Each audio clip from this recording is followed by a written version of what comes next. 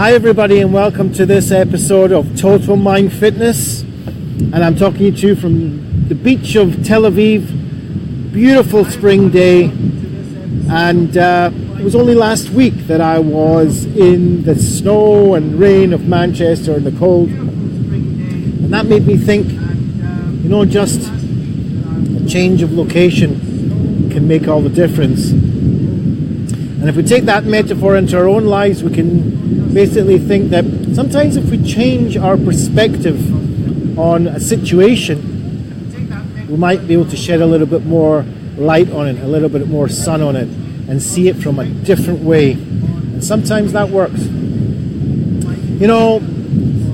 As we go into the spring in the Northern Hemisphere, it made me think, since day one, spring has always followed winter. And spring is a season of hope, a season of rebirth, a season of renewal. And no matter how dark our winters are, how cold our winters are, and we might still feel that we're in winter right this very moment in our lives, we should know that spring follows winter, that there is always the possibility of renewal, of rebirth.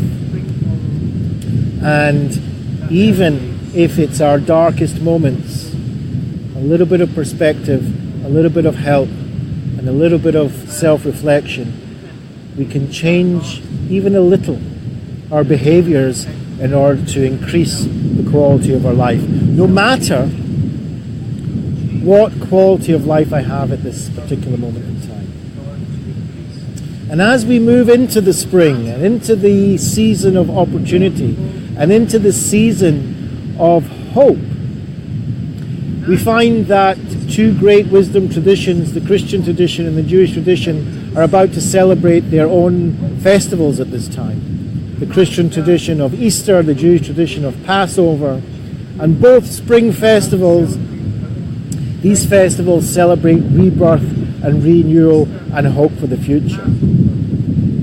And taking that further, if we also look at the Jewish tradition of this festival, then we also have the theme of freedom. This is the festival of freedom, going from our past bondages and going forward into freedom.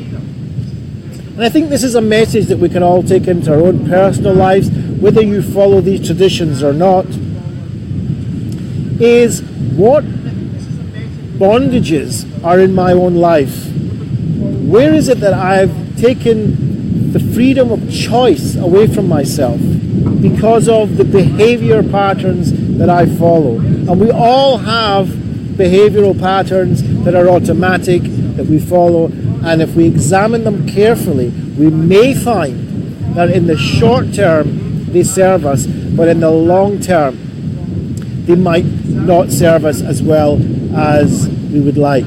They might even be detrimental to us. They might even be bad for our health. So whether our own bondages, our substances, our relationships, are in a bad place of work, in somewhere where we feel that we are constricted and that our behavior is not in our long-term interest, then we should consider how we're going to move from that bondage situation into a situation of freedom. And that's the message that I'd like to give you in this episode, is that let's take this time of this change of seasons, of looking at ourselves from the inside, putting our ego aside and saying, what is it about me that I would like to change for the better for me? What is it for me that I'd like to improve because I believe that it's important to do?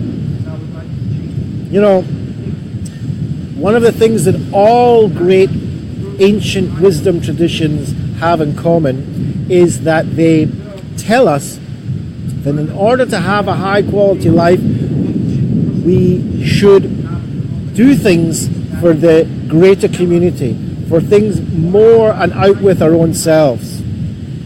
So whether that's just on a one basis, me and my spouse, what can I do for my spouse? What can I do to make their lives higher quality? Or whether it's for my family, what can I do for my children? What more can I do for my parents or for my extended family? I mean, we can take that a little bit further into my neighborhood, into my community, into society at large. What is it I can contribute to them? And even science has